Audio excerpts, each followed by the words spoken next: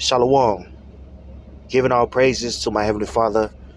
His name is Yahweh by Yeshem. Yahweh Shah by Yeshem Wakahakwadash. Double honors to the apostles and elders of New York and Connecticut. And many salutations to Yahweh that's toiling in his truth. It's something that I've been thinking about, and it's hopefully something that I can articulate, for the edification of the body. I was just thinking how, hip hop, the whole hip hop culture, has been weaponized to be a curse unto our people. Um, and really, if you look at the inception of, hip hop, its origins, it really came from children, or teenagers, I should say. I'm saying teenagers, young adults, ranking on one another. That's the premises of hip hop, making fun of one another. MCing. Which really MCing that really was started by Benjamites, DJ Cool Herc, you know, um, and them MCing, at reggae spots and things of that nature. Then it became rap battles, which of course, we know rap battles came from, all entail, and it, boistening yourself, exaggerating about the things that you have, it was fun, but, you know, then you had, which was the late 70s and the early 80s, 80s, you had, various groups coming out, then it became more, conscious and more, more about having, a conscious, uh, message to it, especially in the late 80s, got cats like KRS-One, putting it down. Who else? Poor Righteous Teachers, you know what I mean? Uh, a Tribe Called Quest was coming out, so hip hop became more mature and it had a voice. Of course, you had guys like Big Daddy Kane, Rakim, that were, more lyrical, but it was more so about being, smooth, you know, with the street edge. And then, went to the West. That's when gangster rap, began to be popularized, with guys like NWA, you know. But yeah, it still had, even the West Coast, it had, people who had messages like Spice One.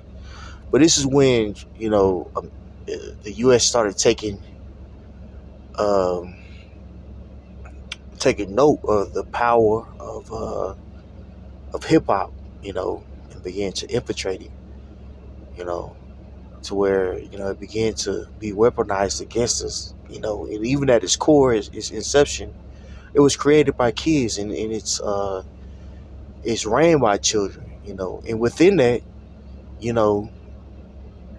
that, what I'm saying, we have a, starting in the late 70s, 80s, the leaders of our people have been children, right? Even now, fast forward, even now, you got guys my age, I'm in my late 30s, man. They're trying to keep up with the trends of hip hop, and this has been this way, for the last 2 decades.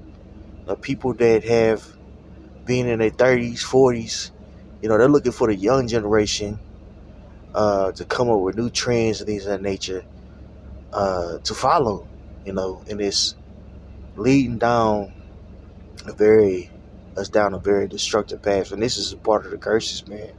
The fact that we lack leadership, what I'm saying, uh, as a whole, Now we have leadership here at GMS, the true teachers, what I'm saying, of the scriptures, some with the apostles and the bishops, what I'm saying. But I'm talking about overall, our people, are ran essentially by children, and this has been a curse unto us, bro. This is a curse, in that mindset of hip hop, the whole hip hop culture and being cutting edge and being the new kids on the block, has diluted this truth, you know, amongst Israel, man. There's a very lackadaisical spirit. There's a very disrespectful spirit, bro. You know, within the nation of Israel, you got a lot of people out there that don't mind cussing out elders, that don't mind talking about One West without One West, none of us would know that we're Israelites. None of us. I'm talking about the vast majority of us uh, that were introduced to the truth via the internet. So people should respect One West more, man.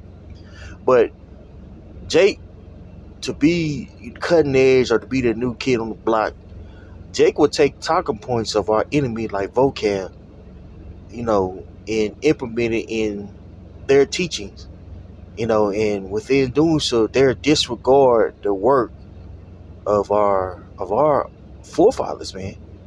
You know what I'm saying? Of our elders, which is blatantly against the scriptures. We're supposed to have respect of those of the hoary head, alluding to Leviticus the 19th chapter. Okay, so our people, within them being rebellious, they're led by childish people, man. You know, a guy like Alazar, a guy like Ariella, the ex-member of Sakari Camp. They're going back and forth. For even right now, as I speak, they're going back and forth. You got this guy Alazar tricking, giving 400K to his one of his old ladies with the tithe money. This guy blowing money, things of that nature. All to live what lifestyle I get, that hip hop culture lifestyle, that bullshit. Okay, so hip hop, in a lot of ways, has been a curse to a lot of people, man. All right, so this is Isaiah, uh, Isaiah 3, 4 through 5. It says, "And I will give children to be their princes, and babes shall rule over them, and the people shall be oppressed, every one by another, and every one by his neighbor. The child shall behave himself proudly against the ancient, and the base against the honorable." And this is what we see going on, in the realm of Israel. It's very disrespectful. You know, it's a very disrespectful mindset towards the elders and apostles. And these guys, the upstarts, you know, are teaching the congregation to be disrespectful towards the elders. Okay, right? And disregard the work that the apostles and the elders have done in order for us to get this truth, including the guys like Nate going off according to what we know we were taught by our apostles. But there's still lack of respect, even in the realm of Israel, man. It's very disrespectful out here, bro. Very disrespectful. You know, and the Apostle Ricard was talking about this yesterday at class. There's a lot of things that's above certain people's pay grade, but they don't mind speaking on it because they're prideful. And a lot of that has to come with that fucking hip hop shit. Fuck y'all old niggas, man. I'm gonna do my thing. Shit, it's time for us young niggas. That type of mindset, man. And that leads to destruction. Look at the the case of Railbone. Railbone. Which, what? Let me get that for you guys, man. Now this is in First Kings, the 12th chapter. We'll start at 1. Railbone began to rule after his father, which his father was who? King Solomon. You know what I'm saying? And this guy Railbone, you know, uh, basically had a meeting we'll say, for lack of a better term, a business meeting with Jeroboam, the leader of the northern tribe. You know, and Jeroboam was trying to get Rehoboam to, lower the various taxes that King Solomon had implemented on the northern tribe. And initially he went to the leader, or the elders of Israel for counsel. And they gave him sound counsel, but he disregarded it and went to his friends and began and listened to them. And with them listening to, with him, I should say, listening to the younger guys, it caused a split. And it's the same thing that we see going on here. You got these younger guys, that want to set themselves up, that want to speak against the elders, and it's causing, division within the nation of Israel. Not only a division, but it's causing wickedness to sprout. Okay, starting with guys like Alazar. Okay, so this is 1 Kings 12:1. And Rehoboam went to Shittim, for all Israel were come to Shittim to make him king. And it came to pass, when Jeroboam the son of Nebat, who was yet in Egypt, heard of it, for he was fled from the presence of King Solomon, and Jeroboam dwelt in Egypt, that they sent and called him. And Jeroboam and all the congregation of Israel came and spake unto Rehoboam, saying, Thy father made our yoke grievous. Now therefore make thou the grievous service of thy father and his heavy yoke, uh, which he put upon us, lighter, and we will serve thee. And he departed unto thee, and he said unto them, Depart yet for 3 days, and then come again to me. And the people departed. And King Rehoboam consulted with the old man that stood before Solomon his father while he yet lived, and said, How do ye advise that I may answer this people? And they spake unto him, saying, If thou wilt be a servant unto this people this day, and will serve them and answer them and spake good words to them, then they will be thy servant forever. So here you have the older man saying, look, if in order for you to be a good leader, you must be a servant unto your people. Serve them, and then they're going to serve you. Take care of them, and they'll take care of you. Talk to them favorably, But what happened? But he forsook the counsel of the old man, which they had given him, and consulted with the young men that were grown up with him, and which stood before him. And he said unto them, What counsel give ye, that we may answer this people, who have spoke to me, saying, Make the yoke which thy father did put upon us lighter? And the young men that were grown up with him spake unto him, saying, Thus shalt thou speak unto this people that spake unto thee, saying, Thy father made our yoke heavy, but make thou it lighter unto us. Thus shalt thou say unto them, My little finger shall be thicker than my father's loins. So they saying, look, man, instead of listening to the elders, they said, look, just tell them, look, we're gonna go harder. You know what I'm saying? You gonna go harder.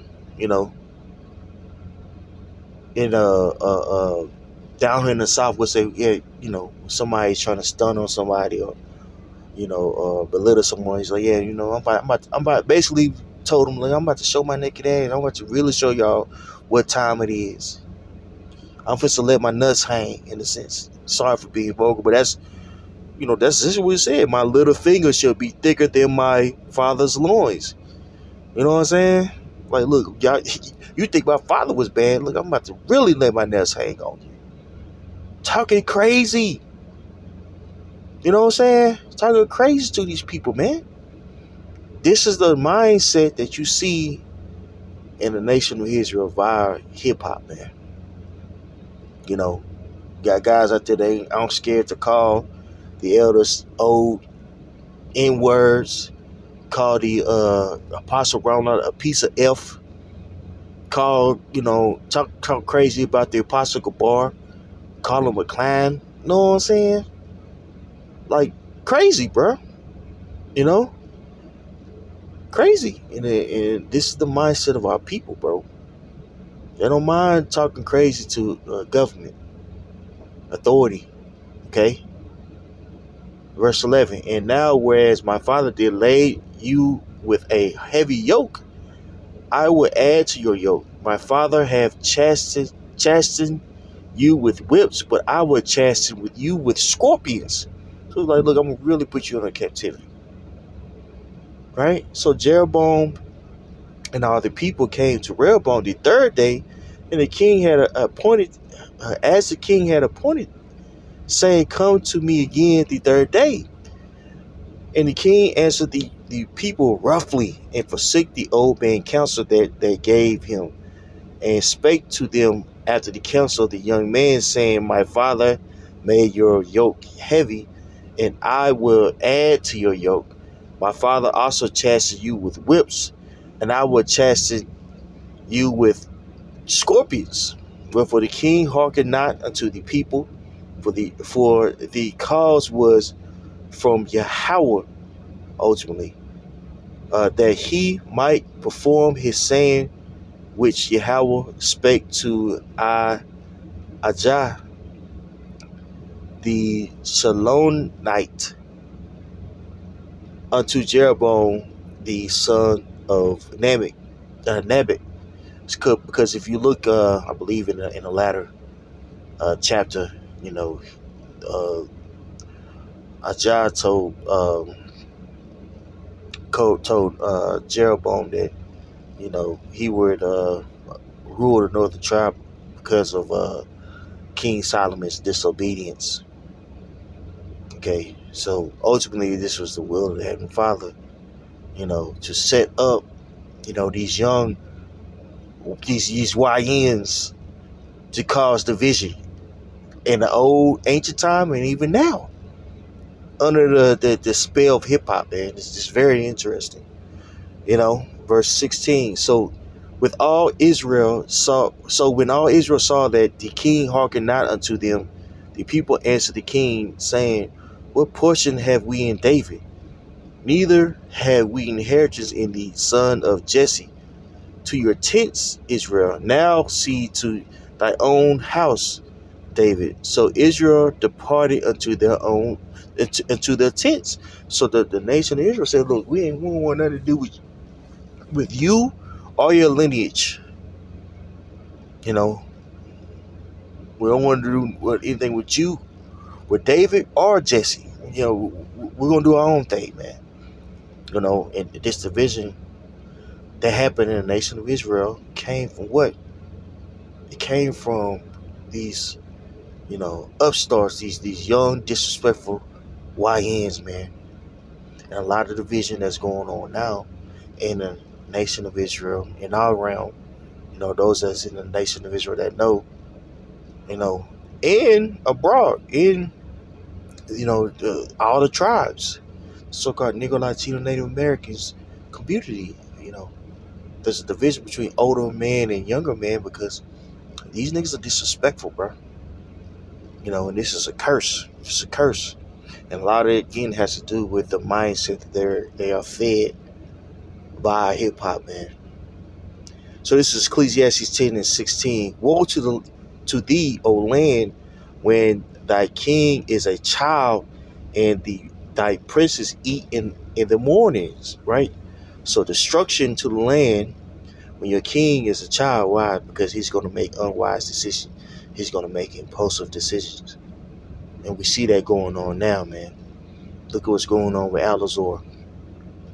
Doing all types of wild shit with that girl. saying all types of wild stuff via, texting.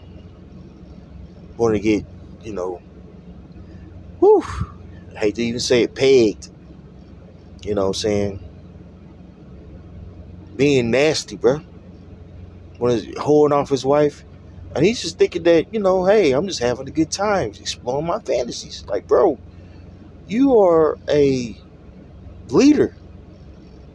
Yeah, you don't think that this can come out? You don't think that you shouldn't even be speaking that shit? You shouldn't even be entertaining that as a leader of Yahweh supposedly? But when you a kid, you're gonna do rash and stupid shit, right? This is what we see going on. Ecclesiasticus or Sirach 10, 2-3. It says, as the judge of the people is himself, so are his officers. And what manner of man the ruler of the city is, such are all they that dwell therein. So you see a very impulsive, childish, disrespectful, spirit in the nation of Israel. Coming from hip hop, you know, coming from these leaders, and it's a trickle down effect. Shikari and them begin to, wear hats now. It's a phenomenon of guys that's going out now. Doing their own, air quote, doing their own thing. They all got hats on. They got jerseys with fringes on, with the Timbs, flashy, flamboyant. A lot of these guys that look to cut versus edify. And all that comes from what that rebellious, mindset that, the upstarts, introduced to the nation of Israel, man. Verse 3, an unwise king destroyeth his people, but through the prudence of them which are in authority, the city is inhabited. That's right. So, unwise king destroys people by telling them, that the New Testaments, is suspect. The book of Esther is not, a part of the scriptures. Teaching your congregation that it's okay to be disrespectful towards your parents, your spiritual parents, man. The Sakari cats, they used to come up, when we was teaching, they're cool cats, man. But I just noticed how disrespectful they was towards the Apostle Tahar. One guy mentioned to the elder Apostle Tahar. He was like, yeah, Tahar. I had to stop that man right there. I said, no, his name is Apostle Tahar, bro. Without him, telling his truth, we wouldn't have this, bro. Like, not kissing no ass, not none of that shit. It's just real. You know what I'm saying? I guess it's a southern thing because I'm big on respect, bro. You're supposed to respect your elders, man. I don't know where y'all niggas is from. I don't know, and secondly, and more importantly, it's in the scriptures put to respect your elders, man. But again, people have taken on the ways of the world, and this is why we see so much confusion in the nation of Israel. Okay. One last scripture, and that'll be it. You know what I'm saying? No. Let's see here. Let's see here. Romans 8:6. For to be carnally minded is death, but to be spiritually minded is life and peace. Because his carnal mind is enmity against the Most High. For it is not subject to the law of the Most High, neither indeed can be. Right? So those that are carnal, that's of this world, right? The whole hip hop culture, black culture, bullshit. They're enmity, between themselves and the Most High. Because that's the way of the world, man. That's not our culture. To be disrespectful towards your parents, your apostles, your bishops. Okay, so in a lot of ways, again, the whole hip hop culture, hip hop mindset is a curse, from Yahweh by Shemel Shah. Pray it was edified, pray it made sense. Shalom.